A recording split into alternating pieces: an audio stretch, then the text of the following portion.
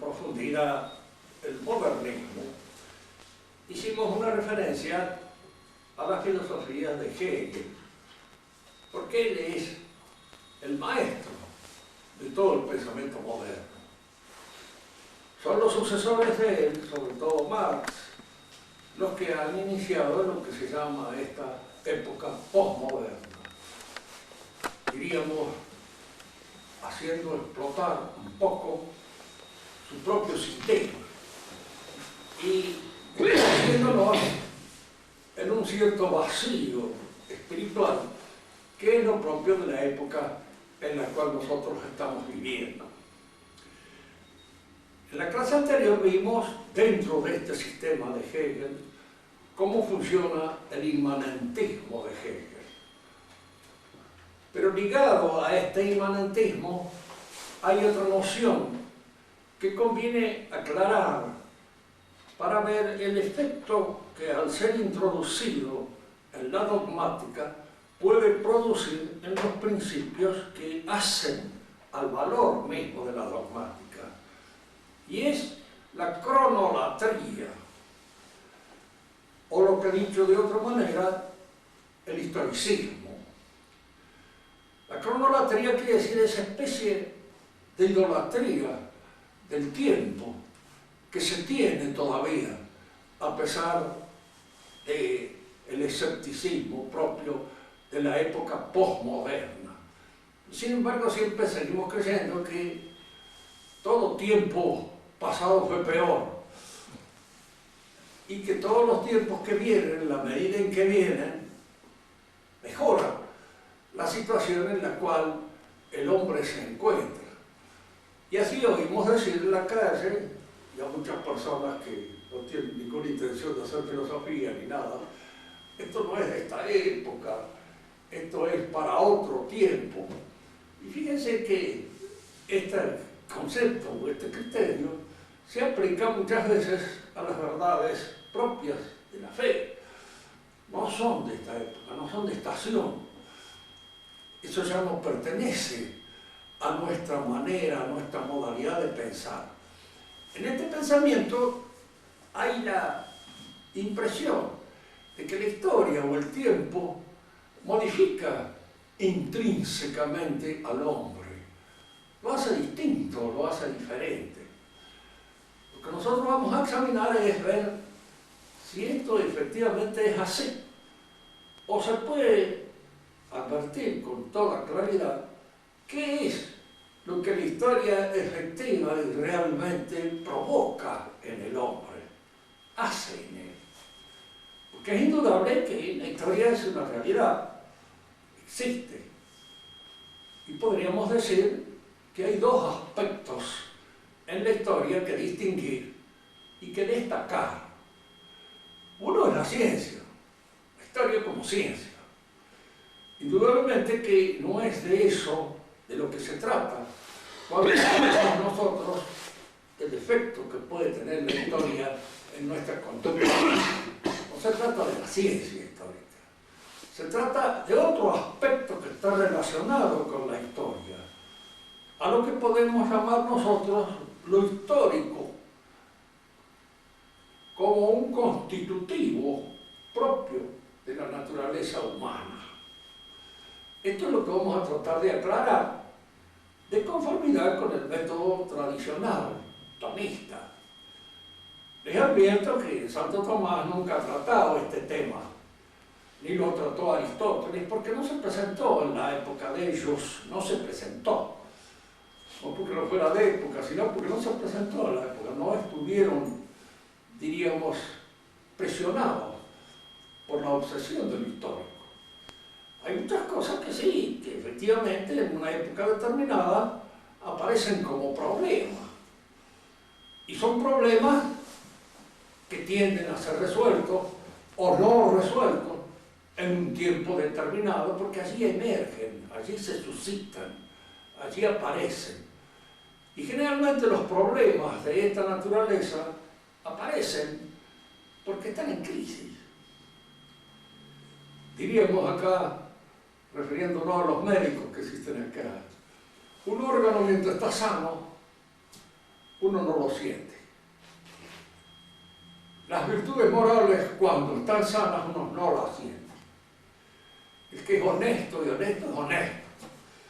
El que es generoso también. Pero el que es amarrete siente de alguna manera los efectos de tener que echar mano a la cartera. Y entonces es en un momento determinado cuando eso le resulta un tanto pesado. ¿Por qué? Porque no tiene esa virtud. No la tiene. Puede tener otros, pero esa está en crisis. Por eso decimos que las virtudes son un poco como los órganos. Cuando están sanos, no disuenan, no aparecen, diríamos, de ninguna manera con una presencia molesta. Pero cuando no están sanos, sí, aparecen como presencia molesta. Y molestan, se hacen un problema en una época determinada. La época moderna es cuando el hombre empieza a preocuparse por lo histórico. Antes no había, ¿por qué? Para el hombre antiguo, si nosotros nos aproximamos a su mentalidad, el tiempo era una desgracia, porque el tiempo era el tiempo de ir muriéndose, de ir de alguna manera envejeciendo, perdiendo su fuerza. Entonces es para el hombre antiguo, por ejemplo, para el que vale eso que dice allí en su poema Manrique, que todo tiempo pasado, a nuestro parecer, fue mejor. Para el hombre antiguo era todo tiempo pasado mejor. Y el futuro, pues, no anunciaba nada bueno. Es como eso que decía el doctor de Sansón, cuando definía la salud. Es un estado temporario que no anuncia nada bueno. Porque enseguida se viene la crisis. De manera que para el hombre antiguo también, la salud, la juventud era el momento en que uno tenía que aprovechar para el acto heroico, porque después venía la vejez, y junto con la vejez la caducidad y la pérdida de la fuerza, del vigor, del entusiasmo y de todas aquellas cosas que hacen a un ánimo juvenil. Tengamos nuestra atención por ahora a lo histórico. Fíjense que en orden al tiempo, nosotros hablamos del pasado, y hablamos del porvenir, y hablamos del presente. El único tiempo que realmente existe es el presente. Ahora y nunca más. And never more, como dice el pueblo de Edgar Allan Poe. Nunca más. ¿Por qué? Porque es el tiempo que existe, efectivamente. El pasado pasó, ya no es más.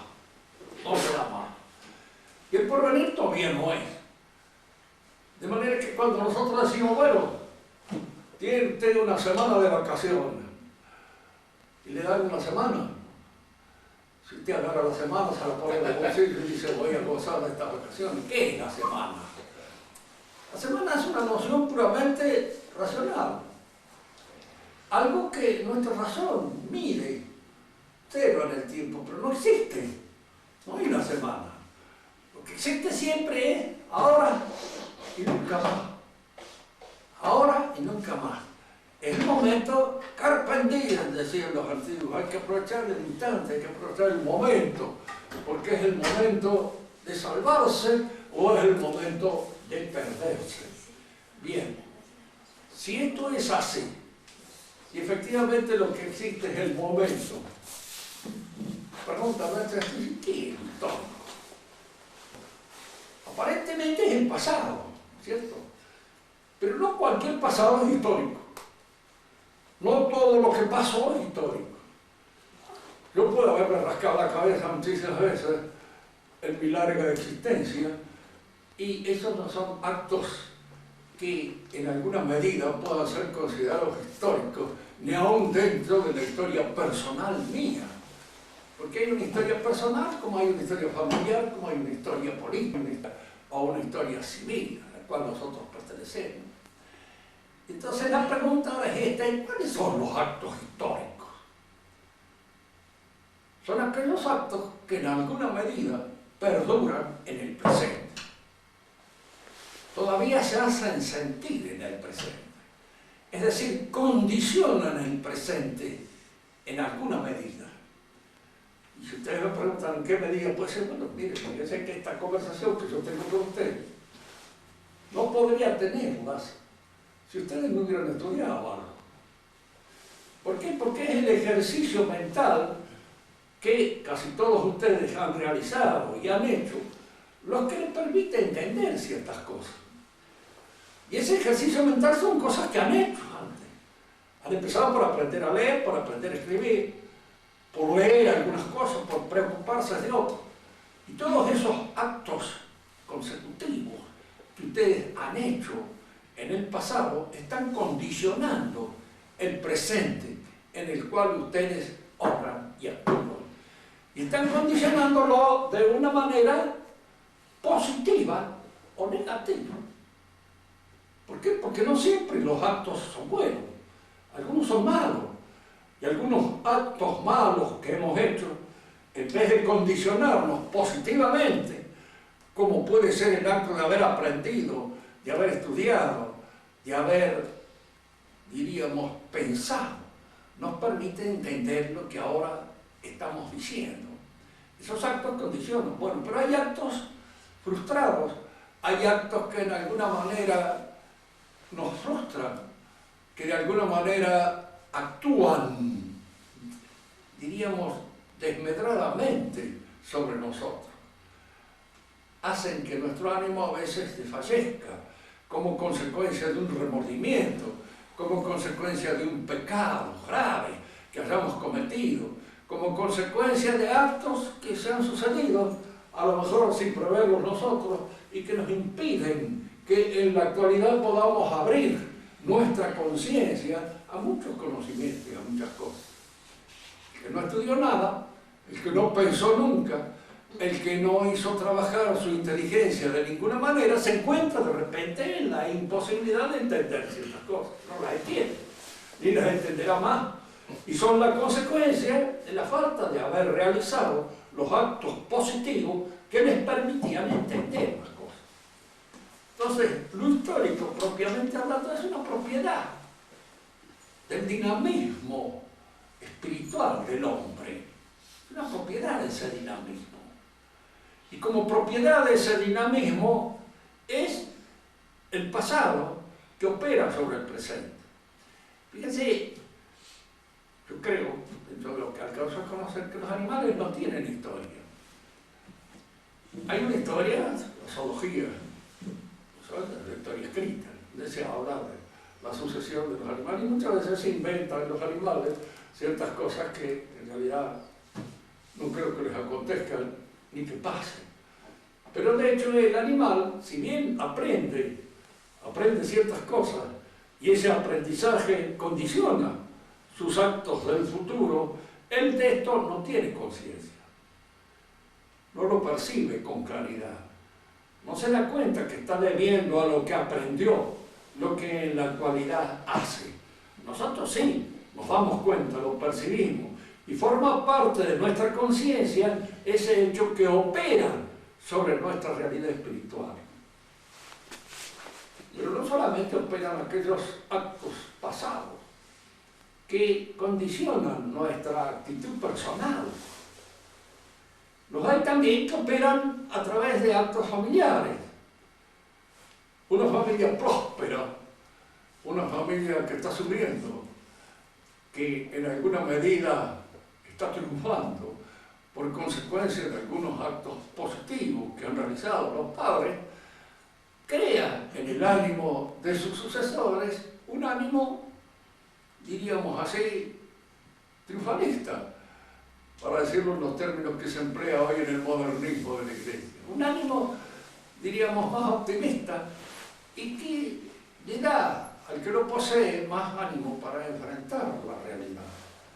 Y esto que sucede en el orden de la historia familiar, también sucede en el orden de la historia política.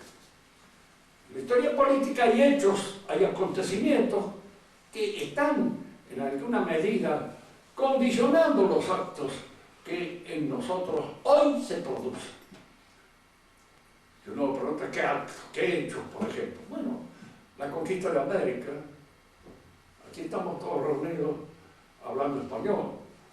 Algunos podemos ser de origen español, o en parte. Otros pueden no ser de origen español, y ser de otro origen, pero hablan español. ¿Y por qué hablan español?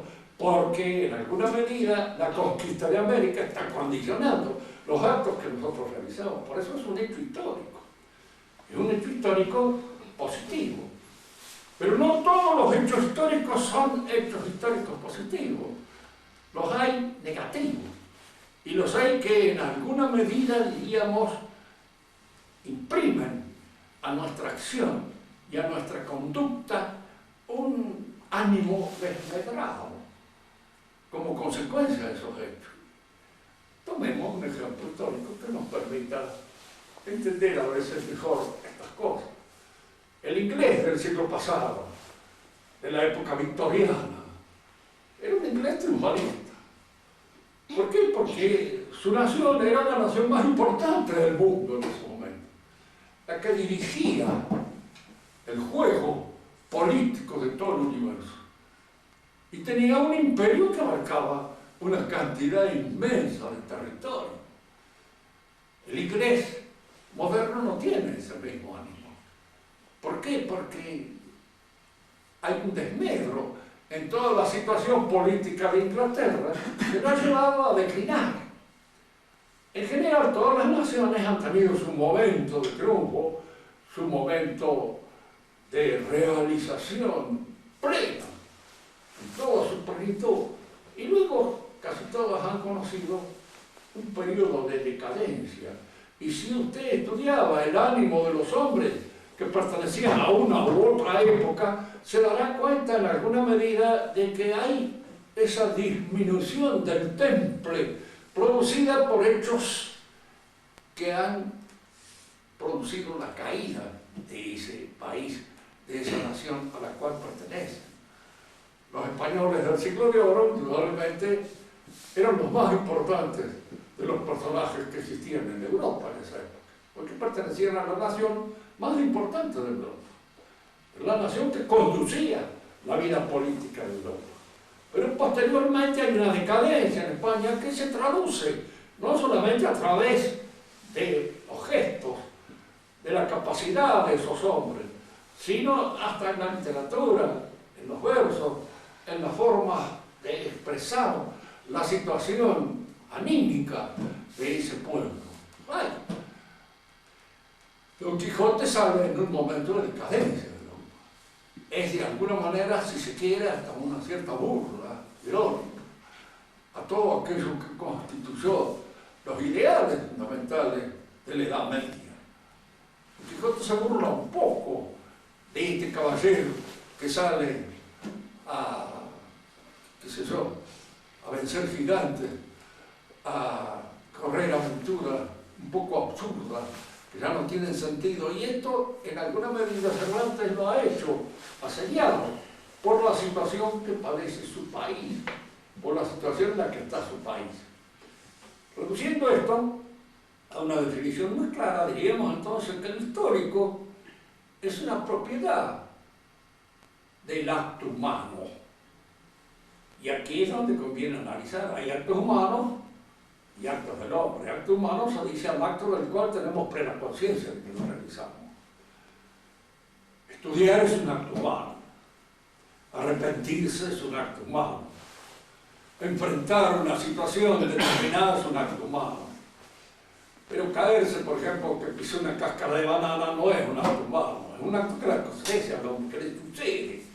Pero es un acto que le sucede en tanto que el cuerpo, que tiene un determinado peso, y que al perder el equilibrio se viene abajo. Pero no le sucede porque es hombre. Si salgo a la calle, llueve y me mojo, no me sucede eso porque soy un hombre, porque a un perro le puede pasar lo mismo. A una vaca o a un poste, que igual se moja.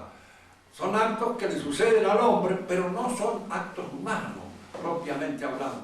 Actos humanos son todos aquellos de los cuales somos, en alguna medida, responsables. Y estos actos humanos están condicionados por el pasado, personal, familiar y político o civil.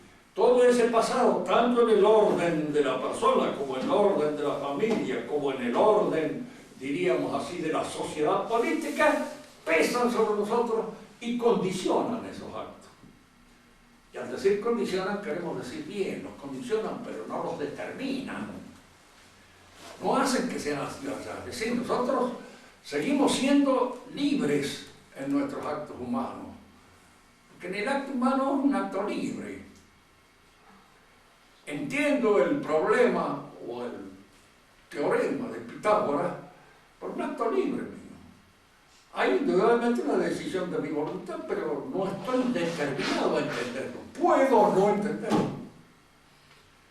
El acto de fe es un acto libre. ¿Por qué? Está bien que Dios es el que me concede a mí la fe, me da la fe, pero en general es como consecuencia de un pedido o de un ejercicio en el cual está implicada mi voluntad de querer la fe. Creo en gran parte porque quiero creer también. Si no quisiera creer, no creería y perdería la fe, porque el acto de fe está en alguna medida sostenido por la voluntad de cada uno de nosotros. Y es un acto libre, el acto de fe. Esto es un hecho que, por ejemplo, la Iglesia actual lo reconoce siempre, pero lo exagera. ¿Por qué? Porque una cosa es un acto libre. Yo soy libre de aprender el teorema de Pitágoras o de no aprenderlo. El teorema de Pitágoras es el que está allá. Y el que yo debo aprender en un momento determinado es ese teorema. No es cuestión de que mi libertad me diga, no, pero lo mismo es el teorema de Pitágoras que el teorema de Mongo Aurelio. No, no. Lo que debo aprender es eso que está determinado en alguna medida por su propia inteligibilidad. Es la verdad de esto. Por eso, esa idea de la libertad religiosa, que está fundada así en nuestros actos libres, pero está mal fundada. Porque una cosa es que yo sea libre de entender una cosa que es, y otra cosa es que yo sea libre de no entender ninguna cosa o de caer en un error. Soy libre de caer en un error, ¿cómo no? ¿Por qué no? Pero estoy en un error. Y al estar en un error es donde debo corregir, diríamos, la situación de mi inteligencia con respecto a esa realidad que estoy considerando o estudiando. Lo histórico, entonces, es la proyección que tiene el pasado sobre el presente y en la medida en que se proyecta. Fíjense, nosotros somos todos hombres de nuestra época. No podemos no serlo. Tan hombres de nuestra época como cualquier modernista, como cualquier progresista.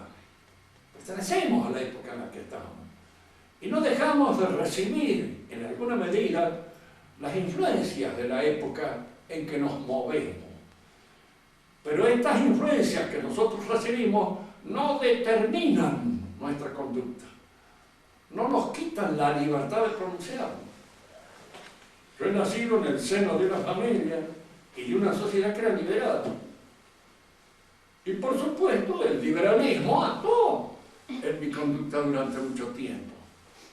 No pude sustraerme a esa influencia que pesaba en la enseñanza que recibí, en los pensamientos que estaban en torno a mí, en la manera de pensar de mi padre, en la manera de pensar de los amigos, de los profesores, de todos aquellos que eran liberales, en la mayor parte de ellos. Dejé de serlo. ¿Por qué? Por un acto libre, diríamos así, de la inteligencia que nos permite en un momento determinado comprender el error en que nos estamos moviendo. Comprender que el liberalismo es un error. Pero esto es una actitud de la inteligencia por la cual se mueve en función de esa verdad que se impone, un error. No estoy determinado ni a concebir que es un error, ni a concebir que es la verdad. No estoy determinado, estoy libre. Así que, diríamos así, lo histórico, propiamente hablando, si bien condiciona mi acto, no tengo más remedio que pronunciarme frente a esto que es un hecho. Pero ¿cómo me pronuncio frente al hecho? Pues por una determinación libre mía, de mi inteligencia y de mi voluntad. No estoy determinado a aceptar esto de una manera terminante. Entonces así que estoy, que es un hecho histórico. Sí, es forma en cómo se me enseña o se me presenta por la gente que está determinada por ese hecho. Yo no lo estoy. Estoy condicionado porque tengo que pronunciarme frente a él. Eso no cabe ninguna duda. No puedo esconder que lo conozco. No puedo esconder que de alguna manera tengo que apreciar su valor y medir su valor. Pero en esta apreciación del valor de una situación, de una realidad, de un hecho, está mi libertad de considerarlo erróneo o de considerarlo verdadero, según cómo lo vea de una manera efectiva y clara. Bien. Entonces, en la historia tenemos nosotros que hacer esta distinción entre lo histórico como propiedad del acto humano y la historia como ciencia. Aquí son dos cosas que se presentan siempre a la consideración de la reflexión filosófica. El historiador hace historia y, por supuesto, considera implícitamente que se trata de un saber, que es ciencia. Pero él no lo examina como tal. ¿Qué tipo de ciencia es la historia? ¿Qué clase de ciencia es? Para Aristóteles era una ciencia poética. Y un poco como en la conferencia de ayer decía este expositor, de que se trata, diríamos así, de un arte. Sí, hay arte, pero no olvidemos nunca que en el arte hay una libertad para producir la obra artística que el historiador no tiene. ¿Por qué? Porque él no puede producir pura y exclusivamente una novela histórica, y si produce incluso una novela histórica, debe asesorarse bien del tiempo en el cual está situado sus personajes, porque si no lo considera bien, no lo conoce, y cronológicamente no lo ubica, su novela es un mamarracho simplemente, y nada más. Alejandro Dumas, que escribió muchas novelas de cuestiones históricas, y que por supuesto hacía lo que se le antojaba con su personaje, lo que quería, pero se fundaba en hechos que efectivamente habían acontecido, habían sucedido. No tal vez de la manera en cómo él los narró, pero sí, en alguna medida, eran esos personajes que él manejaba, habían existido en su situación, en su momento. Él mismo una vez, contaba yo ayer, fue acusado de violar la historia. Y él le decía así con mucho sorno: oui, je le violé, mais je l'ai fait de sang-froid, mieux que de nature. Dice, sí, efectivamente, es violado. Le he hecho hijos mejores que la naturaleza. Mejor que lo que eran. Y es cierto, efectivamente, D'Artagnan existió de manera real, pero posiblemente no era el héroe que fabricó Dumas. Y ese héroe que fabricó Dumas era un poco mejor que el que hubiera producido la naturaleza. Nos hubiera gustado más bien que la historia respondiera a las exigencias de Alejandro Dumas y no a la realidad un poco sórdida en la cual se fundan los hechos efectivos. Que la historia es ciencia, no cabe duda, y aún incluso dentro de todas las exigencias que para el saber científico exigía Aristóteles. Aristóteles decía que la ciencia es siempre de lo universal y necesario. Pero la objeción que se le hace es esta: pero lo histórico versa sobre lo particular y contingente. Napoleón no es universal y necesario. Bien, pero a esto hay que atender una cosa. No se olviden nunca que en filosofía la mayor parte de las nociones que se manejan y están inspiradas en una buena metafísica son nociones análogas. Una cosa es la necesidad física. Tengo necesidad física de comer, porque si no, me muero. Primum vivere deinde filosofare. Porque en italiano quiere decir primo mangiare, dopo filosofare. ¿Cierto? Después filosofar, tengo que comer. Es una necesidad física. Las necesidades morales no tienen el mismo efecto determinante que la necesidad física. Puedo portarme bien o puedo portarme mal. Y hay gente que se porta muy mal y que vive muchísimos años bien, incluso más, a las cuales se las aplaude universalmente muchas veces. De manera de que no tenía ninguna necesidad de portarse bien. Decía una vez una mala pieza, y qué triste debe ser una señora decente. Que todo el mundo era mucho más alegre ser una torranda, porque se divertía más.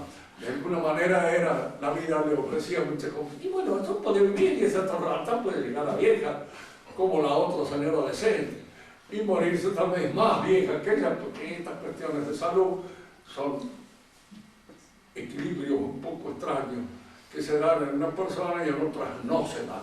Bien, lo que aquí interesa es señalar esto. La necesidad es una noción análoga, porque no se da de la misma manera en todos lados. Podríamos aplicar esta analogía de la necesidad en la historia. Hay una necesidad histórica que no es lo mismo que la necesidad física o que la necesidad moral. Napoleón evidentemente fue un hecho contingente, pudo no haber nacido. Pudo no haber sido, pero fue. Y una vez que fue, usted para explicar los acontecimientos posteriores tiene que referirse necesariamente a él. ¿Por qué? Porque él los está condicionando a todos. Todo lo que sucede después de Napoleón cuenta con Napoleón. Napoleón estaba aquí.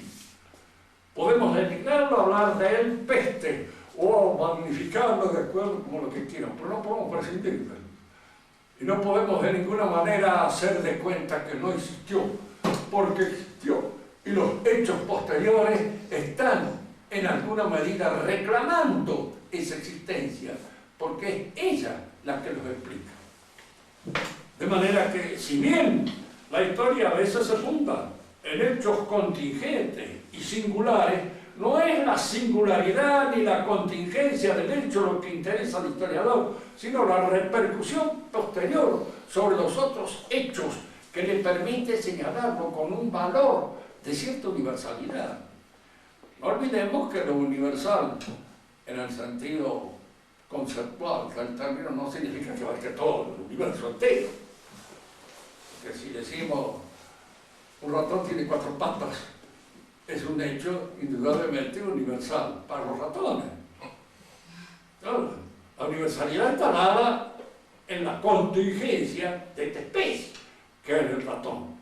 Y lo mismo sucede con ciertos hechos que tienen una importancia universal dentro de ese ámbito histórico en el que estoy estudiando. La conquista de América es un hecho que tal vez tenga una universalidad global, total, porque afecta a toda la historia del mundo entero. Pero hay otros hechos que afectan solamente a un país, a una nación, pero dentro de ese país o de esa nación son hechos que tienen un valor universal porque condicionan todos los otros que vienen con posterioridad. San Martín también fue, en alguna medida, un hombre contingente, pudo no haber nacido. Nació, cumplió una serie de movimientos, de hechos que condicionan la historia nuestra y la historia de toda la América del Sur. De manera que no tenerlo en cuenta sería no tener en cuenta una clave histórica que nos permite comprender todos los acontecimientos que se dieron con posterioridad. En nosotros mismos hay hechos o hay acontecimientos en el pasado que tienen una repercusión sobre todo nuestro presente. Y hay hechos que no, hechos que son. Por eso hay amistades que en un momento determinado a uno le abren un horizonte que no conocía, y otras amistades, si las tuve o no las tuve, no sé. Como dicen a veces aquí cuando se trata del encuentro con una muchacha que no tuvo mayor importancia en la existencia de uno, de si te he visto no me acuerdo. Y si te he visto no me acuerdo, sucede con muchas otras cosas, también con personas a las cuales en un momento determinado les hemos visto y después no me acuerdo más ni de qué existieron, de qué tuvieron, ni de qué color son. Pero otros sí, porque de alguna manera imprimen con su personalidad algo que a mí me mejora o me empeora. Fíjese que este es un término que conviene tenerlo en cuenta siempre en la historia, porque lo que se olvidan los progresistas es que hay hechos que deprimen, que hay hechos que desmejoran, que hay hechos que son desfallecientes y no estimulantes, en toda la historia. En la historia de un pueblo, como en la historia de una familia, como en la historia de un hombre personal, siempre. Hay hechos que desfallecen nuestra voluntad y hay hechos que mejoran. Pero no todos los hechos son mejores. Y aquí que ese optimismo historicista es un poco absurdo, porque no tiene en cuenta los hechos que hacen desfallecer el alma, el ánimo del hombre. No tiene en cuenta, ¿no es cierto? Todos los acontecimientos son acontecimientos para un progreso más adelante. Es una actitud un poco absurda. Bueno, que la historia es una ciencia, pues eso no se discute. Ahora es una ciencia sui generis, porque no es teórica, no es práctica, no es lógica, ni es tampoco poética, pura. Poiesis pura no es porque el que hace la historia no tiene la libertad del artista. Tiene que estar condicionado por todos aquellos elementos que le permiten conocer una época. Luego sí entra un elemento artístico, porque para hacer conocer una época, presentar fisonomías, presentar hombres, presentar seres que de alguna manera revivan ese pasado, se necesita arte. En eso no hay nada que hacer. Hay historias que son catálogos de aburrimiento, los cuales uno se cae al suelo de verla, que son de una estupidez galopante cada diario. Pero hay otros historiadores que precisamente saben presentar bien la época. Pero para presentar bien una época hay que tener muy buenos registros. Y la historia es una de las ciencias que exige por parte del hombre una mayor apertura hacia lo real. Un historiador que sea imbécil para la religión, por ejemplo, no puede ser un buen historiador. ¿Por qué? Porque desconoce un elemento determinante dentro de la historia, como es la religión. No lo entiende. Y al no entenderlo, o lo explica de una manera falsa, o simplemente lo desdeña. Y tanto en el desdén como en la mala explicación, hay una mala atribución a los hechos históricos. Que alguien me dice a mí, mire, Jesús fue un gran hombre que existió en su época, por supuesto, sí, tipo muy generoso, muy bueno. ¿Y cómo sabe eso? Porque usted debe haber estudiado la historia, todas esas cosas, porque los evangelios, que son los elementos de conocimiento que tienen, nos hablan de un hombre medio regular, incluso en algunas cosas espantables. ¿De quién puede decir usted que yo agarro una mujer conocida por sus malas costumbres dentro del pueblo y la presento en la casa de un señor respetable, me hago lavar los pies por ella y enjugar los pies con su cabellera y no siento nada, ni siquiera ningún atractivo, porque sé que una de las últimas cintas que aparecen hacen sentir ese atractivo, porque un hombre, cualquiera, se hubiera sentido, por supuesto, tocado, tanto por la belleza de esa mujer como tal vez por las circunstancias tristes que pesaban sobre su conducta. ¿Quién es el hombre capaz de hacer eso? Es un hombre que escapa al modelo que nosotros tenemos de hombre. ¿Yo puedo hacer una cosa así? Indudablemente no.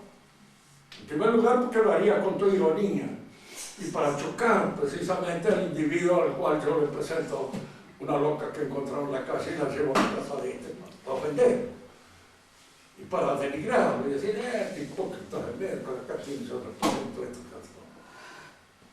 y Jesús no hay ninguna de esas cosas. Un hombre que puede decirle, fíjese, la mujer adúltera, el marido está por agarrar piedras para apedrearla en la casa, Jesús para a los otros y le dice luego a la mujer, bueno, yo te perdono, no peques más. El marido podría preguntar, el pobre cornudo está a los gritos ahí diciendo, ¿quién es este para perdonar? El único que la puede perdonar en todo caso soy yo, pero no este. ¿Por qué la perdona? ¿Qué significa el perdón de este? Que se mete en mi vida personal, privada, a perdonarle a mi mujer una cosa que es una ofensa a mí directamente. Fíjense que todas estas características que aparecen cuando uno examina la vida de Cristo son presentes en nosotros. O era Dios, o era un loco, o era cualquier cosa, pero menos un hombre normal, por muy bueno que fuera y todo, porque esas cosas no las puede hacer. Y no las hace absolutamente ningún hombre normal. Pues en la historia hay que tener todos estos registros, ver todas estas posibilidades, porque son posibilidades que se dan. Cuando aparece por ahí un zurdito que tiene de la vida una idea un poco estrafalaria y considera que, sí, que la reina María Antonieta andaba con algún personaje por ahí en la corte. En primer lugar, tiene una idea así de las mujeres un poco adquiridas en algún prostíbulo o en algún otro lado por el estilo, o en algunas casas de pensión de mala línea, porque eso no es. La mujer a veces, muy modesta, tiene su orgullo y tiene, diríamos, ha sido creada dentro de unas ciertas normas que respeta y que de alguna manera constituyen, diríamos así, un poco las líneas principales de su ética. ¿Por qué le va a negar a usted a una reina que haya sido educada como reina, que no actúe como reina y que actúe como una muchacha cualquiera de un ballet de mala muerte? Hay que saber distinguir en todas estas cosas. ¿Sí, no? El historiante se encuentra a veces con este hombre que no acepta la dádiva de Dios, al contrario, se ofende porque se lo... ¿Existen esos hombres? Creo que existen. ¿Cómo no? Porque han sido creados dentro de una regla de honor que es la que frente a una situación determinada los obliga a actuar de una manera determinada. Cuando Atalo, uno de los generales de Alejandro, le dice a Alejandro, después que ha conquistado Persia, si yo fuera Alejandro, terminaba acá. Y Alejandro le contesta, si yo fuera Atalo también. Y de alguna manera hay allá una dimensión que él la comprendía frente a esa situación. El historiador debe estar abierto a todas estas cosas para poder entenderlas bien. Porque si no las entiende bien, yo he leído hace relativamente poco en un librito que estudiaba una de mis nietas, más chicas, una consideración, en fin, sobre la época medieval, pero tan estúpida, tan salida de ¿quién le puedo decir? De algún oficial de peluquería que me hubiera escrito, porque no era ni siquiera un profesor, no entendía nada. Y en esa incomprensión absoluta de lo que es un caballero, de lo que es un noble, cometía una serie de regalos, como si el noble fuera, qué sé yo, el señor Moneta o el señor o aquellos que son también caballeros de industria, pero caballeros de industria, no caballeros en el sentido tradicional del término, porque esto implica una serie de actitud moral que el historiador debe tener capacidad para registrar, de percibir, de ver, de olfatear, cuando se encuentra frente a una distinción auténtica y cuando se encuentra frente a algo que no. Y se distingue. Y el que actúa en estos territorios debe tener eso. Por eso la historia es, en alguna medida, una de las ciencias más difíciles que hay. Porque hay que saber muchas cosas para poder apreciar una época y poder apreciarla en todo su conjunto, en todo su contorno, en todas aquellas cosas que florecen dentro de una situación cultural determinada. Lo que respecta a la ciencia histórica, es una ciencia que a su vez ordena.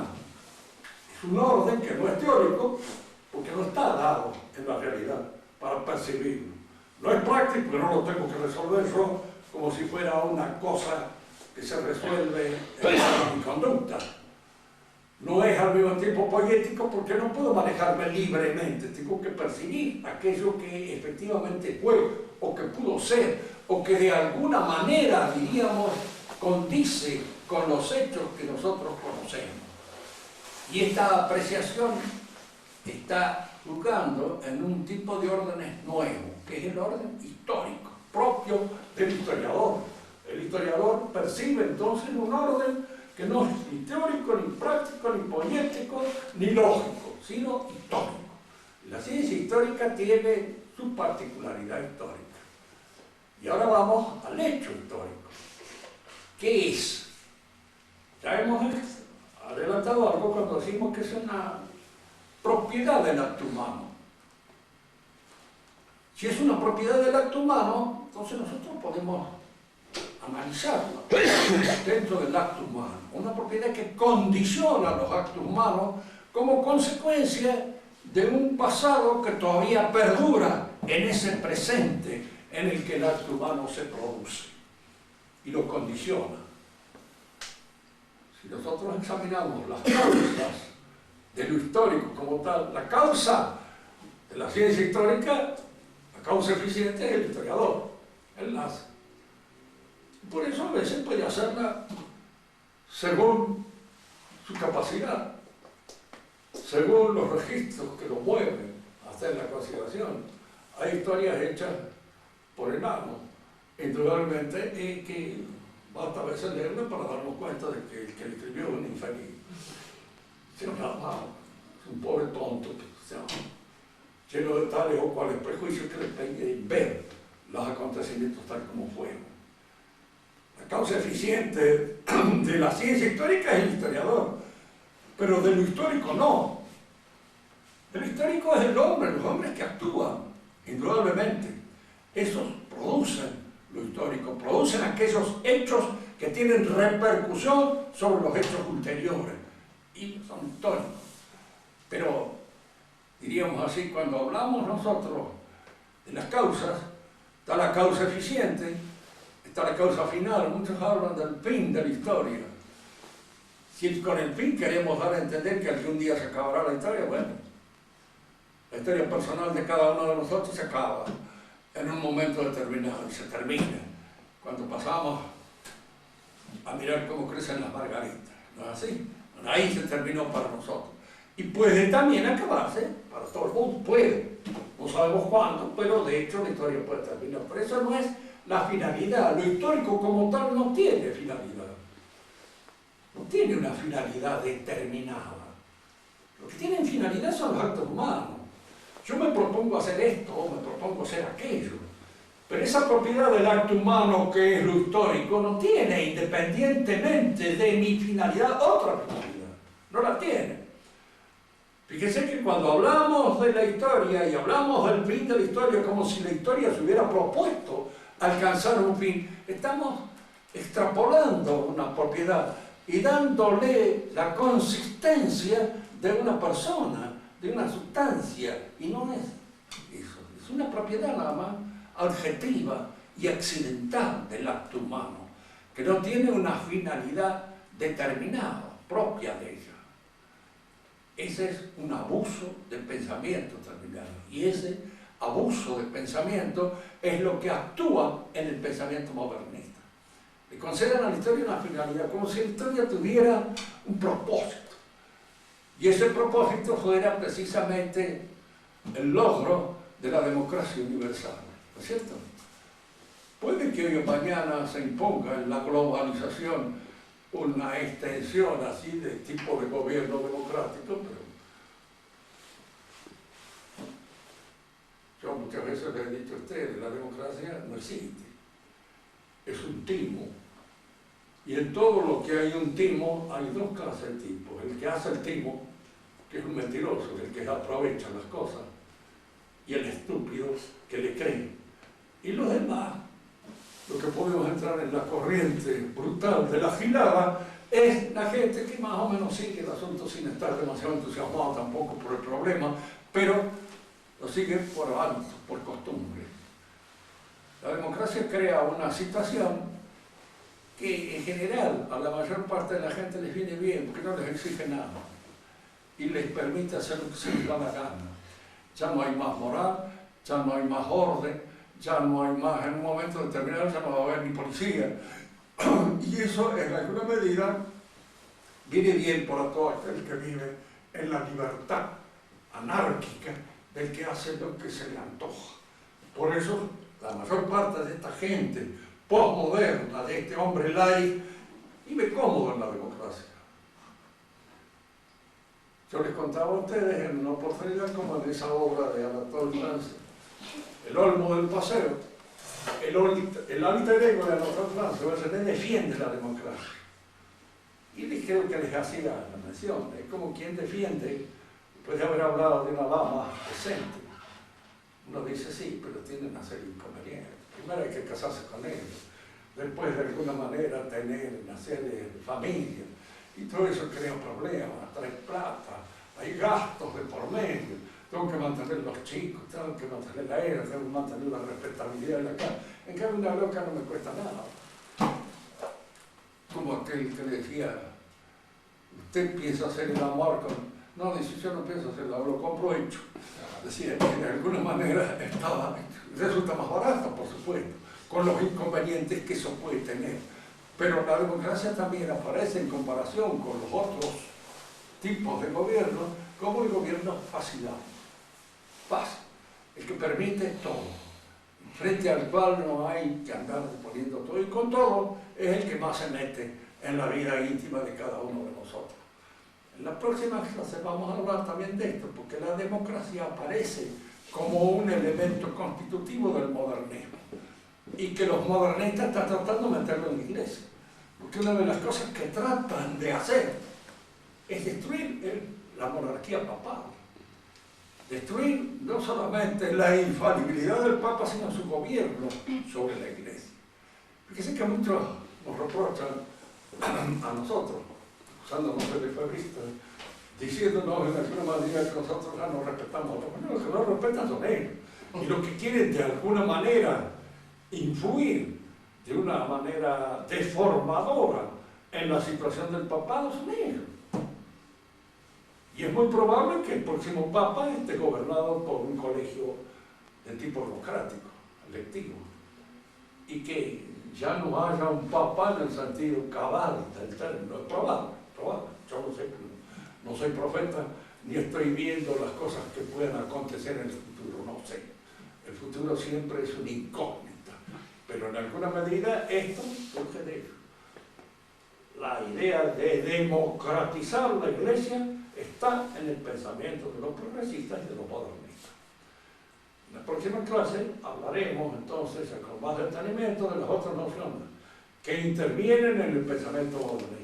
El progreso, determinándolo bien claramente. Y hoy, para concluir esto, la historia entonces no es una fatalidad, algo que viene así arrastrando en su torrente la vida del hombre y determinándolo a que tales y cuales cosas en el seno de la historia han cambiado ya. En el seno de la historia nada cambia. El hombre sigue siendo el hombre, siempre. Y nosotros no nos distinguimos mucho del habitante de las cavernas, si es que este existió en alguna oportunidad. No nos distinguimos mucho. Lo mismo, de que indudablemente lo que hay es un trabajo del tiempo que va produciendo una serie de cosas en las cuales puede haber progreso. Hay progreso en la ciencia, hay progreso en la política, etc. Pero en otras no, ese progreso no se nota. Y a veces hasta se nota un cierto retroceso como consecuencia del abandono de ciertas actitudes. La medicina ha progresado, la metafísica no. Aristóteles hasta ahora no ha progresado, digamos. Está bastante estancado. Esto se puede explicar después por qué razón. Pero el progreso es siempre cuando hay un esfuerzo positivo en orden a un determinado asunto y que eso se transmite de una generación a otra, se produce. ¿Cómo se produce? ¿Cómo se progresa? En el cultivo de cierta ciencia, en la medida en que los sucesores van recibiendo el trabajo hecho por los antecesores y provocan un adelanto en él. Pero hay otras cosas en las cuales ese adelanto no se produce. Progreso moral no se descubre, diríamos así, en el acontecer de la historia, ni bien impuesto por la historia.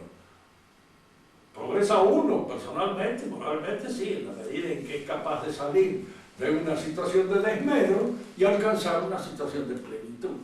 Pero es un progreso personal, el progreso del alma. ¿Tienen alguna pregunta sobre esto que haya quedado un poco ¿Hay materia y forma en la historia? Hay materia y forma. La materia somos nosotros. Es el hombre mismo. Esa es la materia de la historia.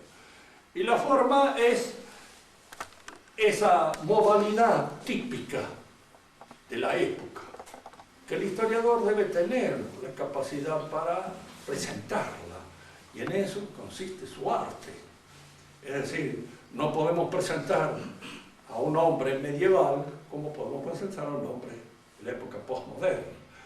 Hay diferencia en esa mentalidad de una y otra. Y eso constituye la formalidad propia de una época, que es lo que el historiador debe percibir.